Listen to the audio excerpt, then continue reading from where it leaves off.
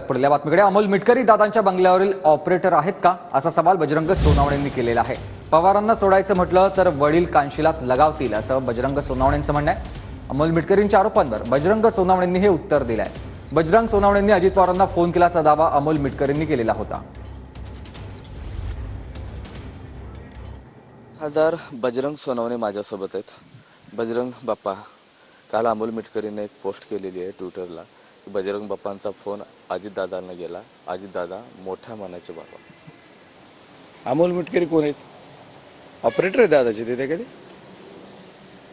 दादाचे बंगले अमोल मिटकरी ऑपरेटर आहेत का मला माहित नाही। म्हणजे दादांच्या इथली जर इथून बहुत माहिती कोणते ऑपरेटर आहेत का, कोण अमोल मिटकरी आहेत हेच मला माहित नाही। आणि माझ्या मनात समजा बजरंग सोनावणेच्या मनात काही पाप असलं तर मी माझ्या या बंगल्याच्या गेटच्या बाहेर जर गेलो वेगळा विचार करून तर बीड जिल्ह्यातली जनता माझं तोंड चपलानी Foden.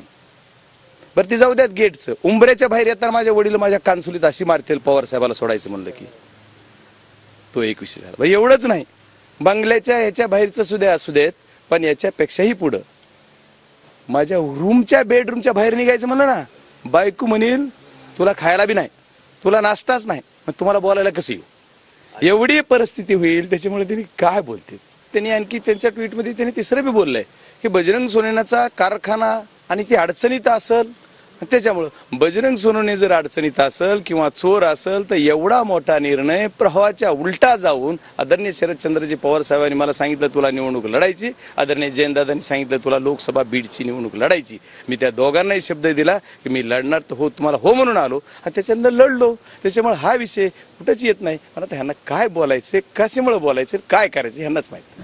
Camera person Appasaheb Moharkar सह मी महेंद्र कुमार मुधोळकर, TV9 मराठी, केज, बीड।